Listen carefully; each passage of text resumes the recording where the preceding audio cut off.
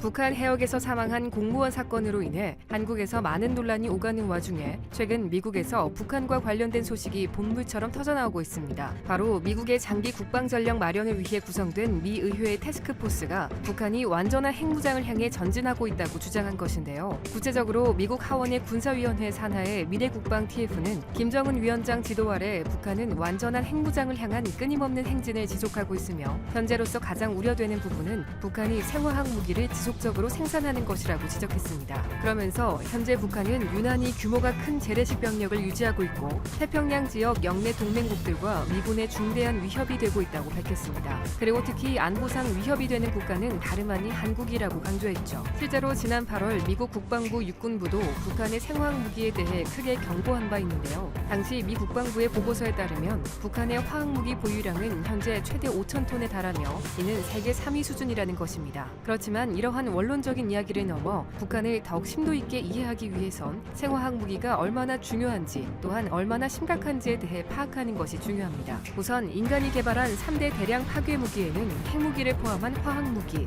그리고 생물 무기가 뽑힙니다. 이 가운데 가장 비인간적인 것이 바로 생화학 무기이죠. 그리고 이러한 생화학 무기는 일반적으로 약소국의 핵무기라고 불리는데요. 왜냐하면 핵무기에 비해 생화학 무기는 개발 비용이 저렴할 뿐만 아니라 국제사회의 규제도 강하지 않기 때문입니다. 하지만 그 파괴력은 핵무기에 버금가는 군사적 위협을 야기하기 때문에 자금력이 부족하고 국제사회의 지지를 받지 못하는 국가들이 생화학 무기에 손을 대는 것은 당연할 정도이죠. 따라서 이번 공무원 사망 사건처럼 언제 어디서 북한의 도발이 발생할지 모르는 일이기 때문에 한국도 모든 가능성을 열어두고 대비하는 것이 필수적으로 요구되는데요. 그렇다면 북한의 도발에 대비하기 앞서 현재 북한의 생화학 무기 전력은 어느 정도로 파악되고 있을까요? 먼저 생물 무기 가운데 세균 무기로 규정된 바이러스는 대략 24종류인데 현재 북한의 경우 탄저균과 패스트부터 시작하여 각종 박테리아와 바이러스 그리고 유행성 출혈열과 결핵 등 총 13종을 보유하고 있는 것으로 알려져 있습니다. 또한 오래된 자료이지만 2001년 발간된 북한의 대량 살상 무기 실태와 미국의 대응이란 보고서에 따르면 북한은 몇 주 안에 충분한 양의 세균 무기를 군사 목적으로 생산할 능력을 가지고 있으며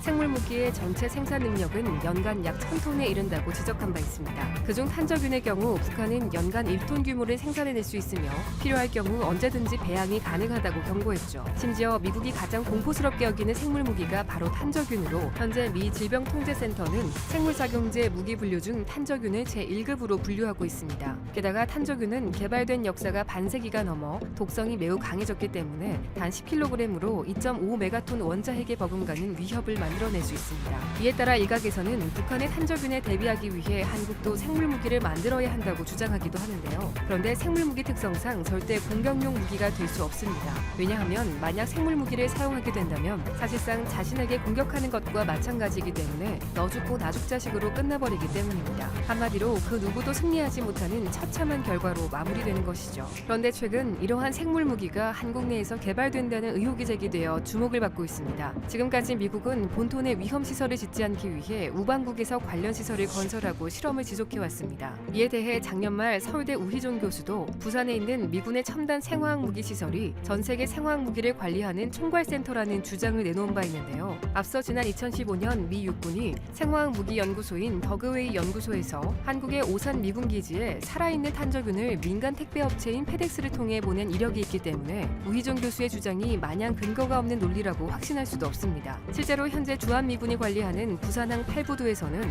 2016년부터 주피터 프로젝트와 센토 체계 등 생화학 실험 논란이 장기간 이어져 왔고 결국 지난해 12월 미군은 뒤늦게 현장 설명회를 열기도 했습니다. 당시 미군 측의 스티븐 윌리엄스 참모장은 한미동맹 강화와 신뢰 회복을 위해 센터의 표본 반입도 중단하겠다고 말했었는데 이는 한국 내 다른 곳은 확실치 않지만 부산만큼은 관련 생물무기 시설이 존재한다는 것을 공식적으로 인정한 것이었죠. 이에 따라 지난달 24일 부산 지역 시민사회단체가 로버트 에이브럼스 주한미군 사령관에 대한 대규모 고발장을 제출하기로 발표했는데요. 이들 발표에 따르면 주한미군은 한국인들의 생명을 전혀 아랑곳하지 않고 대도시에서 심각한 생화학 물질들을 반입하고 실험을 해왔다며 의혹 관련자들을 철저히 조사하고 처벌하라고 밝힌 것입니다. 특히 지난 태풍 당시 비상 사이렌으로 불안에 떨었던 남구 주민들은 현 사태에 대해 더는 참을 수 없다며 이번 고발건에 적극적으로 참여 의사를 밝힌 것으로 알려졌죠. 그런데 상황이 이렇게까지 악화된 데에는 분명 이유가 있습니다. 미군 시설 내 모든 물질 등을 주둔국 정부에 보고하도록 한 독일과 달리 한국의 경우 미군 공무원이 자체적으로 관리하도록 규정을 통해 보장하고 있어 미군 시설 내에서 국민에게 피해를 줄 수 있는 위험한 실험이 벌어져도 제재는 물론 이를 알 길도 없는 것입니다. 결국 현재 상황을 종합해보면 한국과 북한 그리고 미국의 이익이 모두 뒤섞여 있는 모습인데요. 즉 북한의 생물무기는 분명한 위협이지만 그렇다고 현재 미국이 본토에서는 하지 않는 실험을 한국에서 진행하도록 눈뜨고 지켜만 볼 수 있는 상황도 아니라는 것입니다. 이렇게 문제가 매우 복잡한 상황이지만 더 큰 문제는 따로 있습니다. 바로 현재 북한이 가지고 있는 비대칭 전력이 생물무기에 이어 화학무기와 핵무기까지 이어지는 것이 현 상황을 더욱 어렵게 만들고 있는 요소인 것이죠.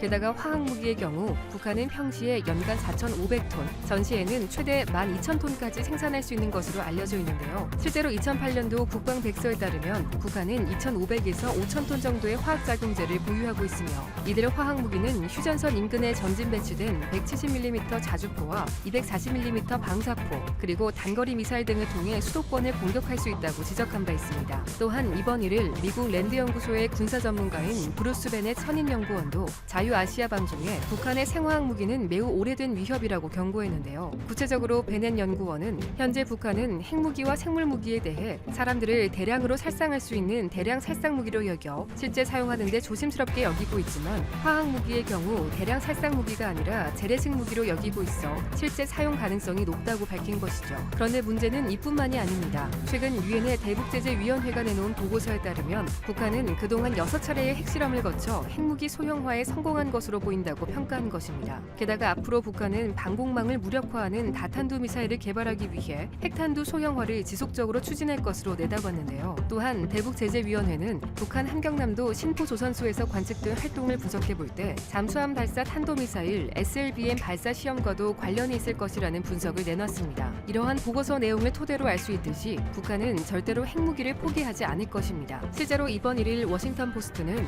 김정은 위원장이 친서 교환을 통해 트럼프 대통령과 정상 외교를 하면서도 핵 능력을 키웠다고 보도했는데요. 이번 보도는 미국과 한국의 전현직 관리의 주장을 토대로 작성된 것으로 북한은 최첨단 무기 체계에 대한 도발적 실험은 자제했지만 그 개발 작업은 중단하지 않았다는 것입니다. 앞서 2018년 싱가포르 정상회담 이후 트럼프 대통령과 김 위원장은 개인의 우정을 강조하며 서로를 감탄스럽게 묘사했었지만 이 사이 북한은 미 공습에 맞서 새롭게 강화된 벙커에 핵무기를 늘려가고 있었던 것이죠. 게다가 현재 북한에서 우라늄 처리 시설을 신설하거나 확장하고 있다는 증거가 속속 나오고 있기 때문에 지금과 달리 앞으로 북한은 더욱 빠르게 핵무기를 개발할 수 있을 것으로 예상되는데요. 결국 이러한 상황에 대해 워싱턴 포스트는 북미 정상회담 이후 북한은 핵실험과 장거리 미사일 시험을 중단했지만 한반도 비핵화에 가시화된 진전은 없었다고 평가하면서 김 위원장 입장에서 미국과의 긴장 완화는 제재를 우회할 수 있는 새로운 길이었고 이를 통해 더 많은 핵탄두와 더 큰 미사일을 만들어 운반할 수 있었다고 지적했습니다.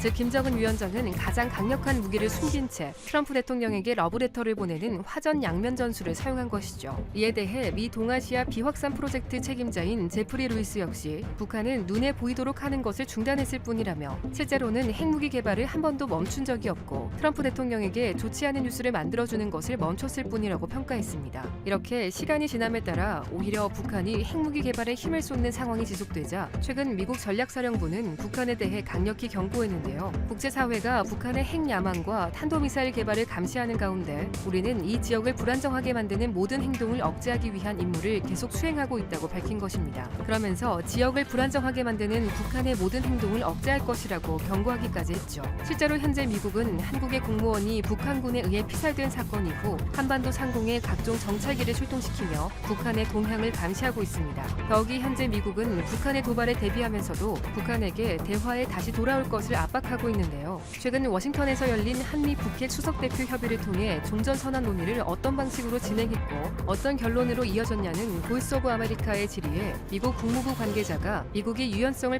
발휘하겠지만 북한이 먼저 진정성을 보이라고 요구한 것입니다. 그러면서 북한은 기회의 창이 열려있는 지금 대화에 나서야 한다며 영내를 불안정하게 만드는 도발을 그만둬야 한다고 강조했죠. 또한 현재 한국 정부에서 잇따라 제기되는 한국전 종전선언 문제를 한층 포괄적인 북미 정상회담 합의와 연결하기 위해선 북한이 관련 조치를 취해야 한다고 밝혔는데요. 따라서 이번 국무부의 논평은 북한의 대화 복귀와 진지한 비핵화 조치가 선행돼야 한다는 기존의 미국 입장을 되풀이한 것으로 볼 수 있습니다. 실제로 앞서 지난달 28일 스티븐 비건 국무부 부장관 역시 한반도 종전에 대해 한국과 창의적 아이디어들을 논의했다면서도 미국과 한국끼리는 할 수 없고 북한의 관여가 필수적으로 법적으로 요구된다며 그들이 준비됐을 때 진지한 논의가 열려 있다고 말한 바 있죠. 그런데 이러한 미국의 입장에 최근 북한이 강하게 반발하고 나섰습니다. 바로 이번 29일 제75차 유엔 총회 기조연설에서 김성 유엔 주재 북한 대사가 평화는 어느 일방이 바란다고 이루어지지 않으며 전쟁을 관리할 수 있는 힘을 가질 때만 얻어질 수 있다고 주장한 것입니다. 그러면서 화려한 변신을 위해 목숨처럼 지켜온 존엄을 팔 수 없다는 게 우리의 빈틈없는 입장이라며 북미 간 비핵화 협상에 대한 강경한 태도를 보였는데요.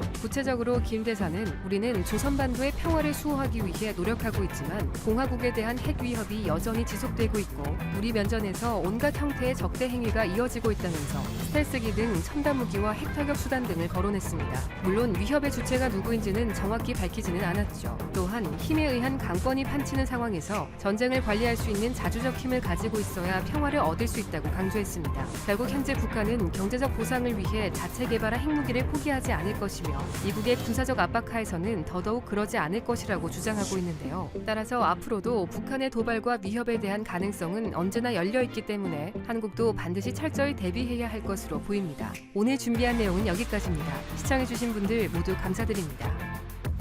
닛산 자동차 카를로스 곤 회장의 사건이 일본에게 얼마나 충격적인 사건인지를 보여주는 것이 일본의 후진적 사법체계입니다. 그동안 일본 검찰이 체포를 하면 99% 구속이 되고 무조건 유죄로 만들어버리는 반인권적 강압적 수사라고 해외 언론에서 계속 비판해왔습니다.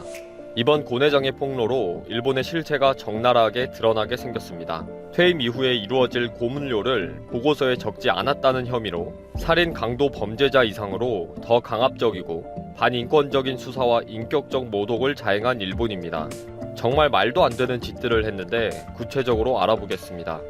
2018년 11월 19일 오후 4시 35분쯤 기체의 엔진 부분에 닛산의 사명을 닮은 기호가 검은 문자로 인쇄되어 있는 제트 비행기가 하네다 공항의 활주로에 내립니다. 공항에는 이미 10명의 도쿄지검 특수부 검사들과 기자들이 조용히 들어와서 기다리고 있던 중이었습니다. 그 자리에서 카를로스 곤 회장과 그렉 켈리 사장을 금융상품거래법 위반의 공모 혐의로 체포하고 체포 후 2시간 만에 바로 구류 신청을 합니다. 그리고 특수부는 바로 그날 저녁에 닛산 본사를 압수수색하고 이미 사전에 다 알고 있었던 일본인 임원들은 놀랐다, 사실관계를 먼저 확인해야겠다 면서 사실이면 해임해야 할 것이다 라고 이야기합니다.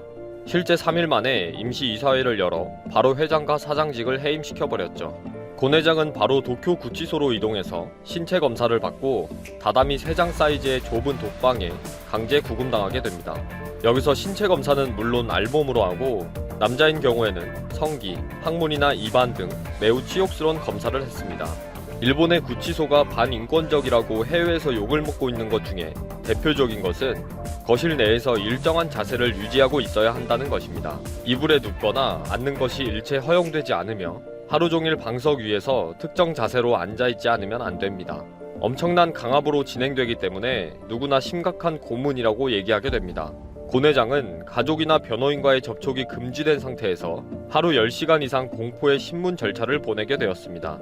이런 상황에 대해 그 당시 2018년 11월 26일자 미국 월스트리트 저널에 게재된 곤에 대한 신문이라는 기사를 보면 다음과 같습니다. 과거 닛산이 힘든 상황일 때 구세주로서 대접받던 곤 CEO는 재무상의 부정행위를 작용했다는 내용이 언론에 통해서 알려지고 공항에서 체포된 뒤 기소되지 않고 며칠 동안 구류된 상태에서 변호사의 입회도 없이 검찰로부터 신문을 받았고 지휘에서 쫓겨났다. 공산주의 중국에서 일어난 일이 아니다. 자본주의의 일본에서 벌어진 일이다. 그리고 일본은 체포 구금 기한 날짜로 최장 22일까지 피의자를 붙잡아 둘 수가 있습니다. 프랑스는 최장 4일이기 때문에 이 사실에 놀라면서 곤 회장에 대한 일본의 사법 체계를 비난하면서 송환을 요구했습니다. 일본 검찰은 11월 19일 곤 회장을 체포한 후에 30일에 구금 상태를 열흘 더 연장시켜달라는 신청을 법원에 하게 되고 법원은 즉각 허락해줍니다. 12월 11일에는 검찰이 20일을 더 연장해달라고 신청하고 또 법원은 추가 연장을 냉큼 허락해줍니다. 말도 안 되는 인권 침해라고 해외 언론에서 난리가 났었죠. 곤 회장은 겨우 2달 만에 법원에 나가서 자신의 입장을 이야기하게 되는데 이때의 곤 회장은 검은색 죄수복에 수갑을 차고 로프로 손을 묶은 채로 플라스틱 슬리퍼를 끌고 나왔습니다. 고 내장은 2019년 3월 6일 오후 4시에 보석으로 풀려날 때까지 108일을 엄청난 신문과 고통을 겪었고 이때까지 부인과 편하게 말 한마디 못 나누게 했습니다. 단 10분 동안 일본어로만 대화를 하도록 규정이 되어 있는데 일본어를 못하니 아무런 소용이 없는 거죠. 일본 검찰은 몇 년 후에 퇴임하게 될 때의 고문료 책정을 미리 책정했는데 보고서에 기재하지 않았다는 희한한 범죄 혐의로 체포하고는 구속영장을 발부해주지 않으면 또 새로운 혐의로 체포하는 식으로 고 내장을 4번이나 다시 체포하고 4번 기소하는 식으로 했습니다. 사우디아라비아로 회사 돈을 송금했다와 오만 대리점에 자금을 빼돌렸다는 식으로 새로운 혐의를 만들어가면서 말입니다. 이 당시 미국 월스트리트 저널은 2019년 1월 9일자 이상한 나라의 곤이라는 기사에서 국제 비즈니스 사건 중 역사상 가장 이상한 사건이며 갈수록 더 이상해지고 있다고 적었으며 영국 파이낸셜 타임스도 일본의 사법 제도는 심판을 받아야 한다 라는 사설을 게재하기도 했습니다. 마지막으로 보석이 풀려난 4월 이후에는 법원과 검찰과 닛산 자동차가 일거수일투족을 감시하게 됩니다. 법원에서 보석 조건으로 제시한 감시 시스템은 법적으로 인정이 된다고 하더라도 일개 경비 업체에서 미행하고 감시하는 것은 중대한 인권 침해라고 보고 있습니다. 이 경비 업체는 닛산 자동차의 의뢰를 받아서 고 내장이 직원들을 만나지 못하도록 붙여놓은 것인데 지난 12월 25일 고 내장은 이 경비 회사를 경범죄법 위반으로 고소하겠다고 발표합니다. 그러자 닛산 자동차는 법적으로 문제가 확대되는 것을 막기 위해 12월 29일 일단 감시를 중단하게 됩니다. 8일에 하게 되는 고 내장의 기자회견을 계기로 일본의 본색이 적나라하게 노출될 것입니다. 법률 체계와 반인권적인 행태들에 대해 전 세계인들이 경악할 것이며 일본의 국가 이미지는 완전히 밑바닥으로 떨어질 것입니다. 이번 사건으로 일본과 일본 국민과 아베 정권에 대한 개판 일보 직전의 이미지는 쉽게 회복이 안 될 것입니다. 일본이 가장 두려워하는 거겠죠. 자신들의 본색이 드러나는 것. 오늘